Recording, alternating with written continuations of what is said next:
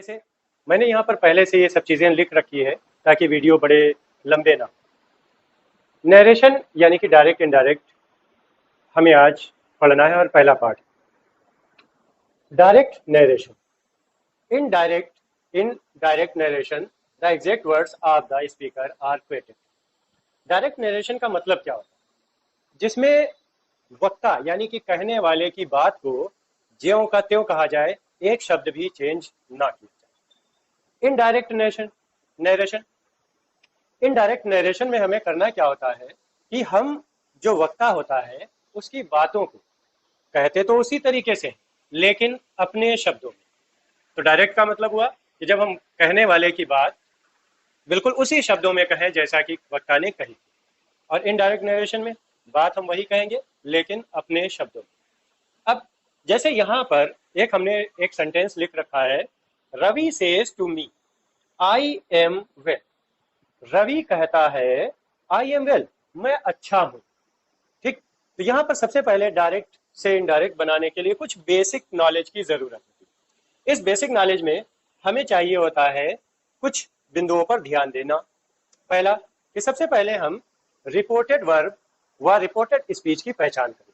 जैसे यहाँ पर इस सेंटेंस में रवि सेज टू मी, ये सिंगल कामा से अलग किया गया पार्ट जो है वो रिपोर्टेड वर्ब कहलाएगा। फिर जो इन्वर्टेड कामा के भीतर वाला सेंटेंस है ये सेंटेंस कहलाएगा रिपोर्टेड स्पीच। रिपोर्टेड वर्ब वो होता है जो जानकारी देता है, और रिपोर्टेड स्पीच वो पार्ट होता है जिसमें जानकारी दी जा रही है, कथन को कहा जाता है। फिर दूसरी बात, रिपोर्टेड वर्ब के टाइम काल की पहचान करना। टाइम काल की पहचान कैसे की जाएगी रिपोर्टेड वर्ब के?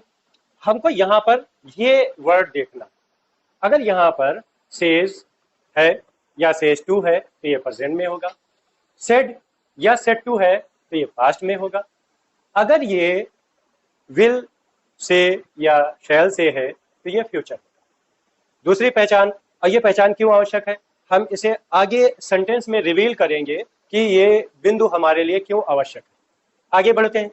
अगला पॉइंट है वाक्य के आधार पर कनेक्टिव का प्रयोग करना, यानी कि जो वाक्य हो उसके अनुसार हमें क्या करना है, कनेक्टर यानी कि दो रिपोर्टेड वर्ब और रिपोर्टेड स्पीच को जोड़ने वाले वर्ड का यूज करना है। फिर इसके बाद हम क्या करेंगे, रिपोर्टेड स्पीच के सब्जेक्ट को पर्सन के आधार पर बदलेंगे। जैसे कि यहाँ पर रिपोर्टेड स्पीच का सब्जेक्ट है हमारा आई, और आई और वी आते हैं फर्स्ट पर्सन में, यू सेकेंड पर्सन में, और he she it name third person में आते हैं। आई अगर फर्स्ट पर्सन में आता है तो अगर रिपोर्टेड स्पीच का सब्जेक्ट फर्स्ट पर्सन है तो हम उसे रिपोर्टेड वर्ब के सब्जेक्ट के हिसाब से चेंज करेंगे। अगर यहाँ पर हमारा सब्जेक्ट सेकेंड पर्सन होता तो हम इसे रिपोर्टेड वर्ब के ऑब्जेक्ट के अनुसार चेंज करते हैं। मान लीजिए कि ये पर्सन हमारा थर्ड होता तो थर्ड पर्सन में नो चेंज होता है, यानी कि उसमें हमें बदलाव करने की कोई जरूरत नहीं। अगले पॉइंट की तरफ बढ़ते हैं, आवश्यकता अनुसार हेल्पिंग वर्ब का उपयोग करना। जैसा कि मैंने बताया कि सबसे पहले हम रिपोर्टेड वर्ब के काल की पहचान करेंगे, और काल की पहचान क्यों करेंगे इसी के आधार पर डिपेंड करता है कि हमारी हेल्पिंग वर्ब क्या हो। मान लीजिए कि यहाँ पर ये पास्ट में होता है तो हम रिपोर्टेड स्पीच के सेंटेंस को चेंज करते हैं, लेकिन अगर ये प्रेजेंट या फ्यूचर में है तो हम रिपोर्टेड स्पीच के सेंटेंस को चेंज नहीं करेंगे। ठीक, तो अब क्या करेंगे, जैसे यहाँ पर प्रेजेंट में है सेज टू है तो प्रेजेंट में है, तो यहाँ पर ये प्रेजेंट में सेंटेंस है तो प्रेजेंट में रहेगा। लेकिन अगर यहाँ पर सेड या सेड टू होता तो ये प्रेजेंट में होने पर पास्ट में चला जाता, और पास्ट में होने पर पास्ट परफेक्ट में चेंज कर दिया जाता। इसके बाद जो शेष वाक्य बचेगा, जैसे वेल इस वाक्य में बचेगा, शेष वाक्य को सही ऑर्डर में व्यवस्थित करके लिख दिया जाता है, और लगभग यहाँ पर हमारा पूरा सेंटेंस पूरा हो जाता है। इसके बाद हमें रिपोर्टेड वर्ब के सब्जेक्ट और ऑब्जेक्ट में ठीक बदलाव नहीं करना है, इस बात का भी ध्यान रखना। कहने का मतलब ये है कि जैसे यहाँ पर रिपोर्टेड वर्ब में सब्जेक्ट रवि था, ऑब्जेक्ट मी था, इसमें हम किसी भी हालत में बदलाव नहीं करेंगे। अब इस तरह से हमारे ये बेसिक जो जानकारी है डायरेक्ट इनडायरेक्ट से रिलेटेड ये पूरी होती है, और इस स्टेप से आगे चल करके हम एक अगले वीडियो में इन सारे बिंदुओं प्रैक्टिकली हम क्या करेंगे एक सेंटेंस पर अप्लाई करके देखेंगे और उसके माध्यम से अलग अलग तरह के सेंटेंस बनाना सीखेंगे। तो चलते हैं दोस्तों, हम इन बिंदुओं को एक सेंटेंस पर अप्लाई करके देखते हैं। सबसे पहली बात क्या है कि हमारे पास दिया है Ravi says to me I am well. तो सबसे पहला काम ये करना है कि हमें पहचान करनी है कि रिपोर्टेड वर्ब और रिपोर्टेड स्पीच क्या है। तो ये वाला पार्ट हमारा क्या हुआ, रिपोर्टेड वर्ब का, और ये वाला पार्ट हमारा हुआ रिपोर्टेड स्पीच का। तो पहला पॉइंट हमारा हो गया। दूसरा, रिपोर्टेड वर्ब के टाइम की पहचान करना। तो टाइम की पहचान करने का मतलब यहाँ पर सेज टू लगा है, तो इससे हमें ये पहचान हो गई कि ये रिपोर्टेड वर्ब जो है वो प्रेजेंट में। फिर दूसरा पॉइंट क्या है, वाक्य के आधार पर कनेक्टिव या कनेक्टर या कंजक्शन वर्ड का यूज करना। तो सबसे पहले हम इसे कन्वर्ट करना शुरू करें। जैसा कि मैंने बताया था कि रिपोर्टेड वर्ब के सब्जेक्ट और ऑब्जेक्ट में बदलाव नहीं किया जाता है। तो इसका सब्जेक्ट रवि था तो रवि ही रहेगा। सेज टू को काहे में, टेल्स में बदल दिया जाता है। सेज टू को काहे में, टेल्स में। तो रवि टेल्स मी। अब ये सिंपल सेंटेंस है, सिंपल सेंटेंस है। तो सिंपल सेंटेंस में हम क्या करते हैं, दैट का यूज करते हैं। काहे का यूज करना, दैट का यूज। अब यहां पर हमने लिख रखा है कि वाक्य के आधार पर कनेक्टिव का प्रयोग करना। तो कनेक्टिव हमारे पास चार होते हैं। एक होता है दैट, एक होता है इफ, पहले हम टू को ले लेते हैं। एक होता है इफ या वेदर, और एक होता है हमारा WH वर्ड यानी कि क्वेश्चन वर्ड। तो जितने भी सिंपल सेंटेंस होंगे उन सिंपल सेंटेंसेस में हम दैट का यूज करते हैं। अगर सेंटेंस इंपरेटिव है तो हम टू का प्रयोग करते हैं। अगर सेंटेंस इंट्रागेटिव है तो हम क्या करते हैं, इफ या वेदर का प्रयोग करते हैं। WH वर्ड का प्रयोग भी इंट्रागेटिव में होता है, लेकिन इफ या वेदर उन इंट्रागेटिव में प्रयोग होता है जिनका आंसर हम यस और नो में दे सके।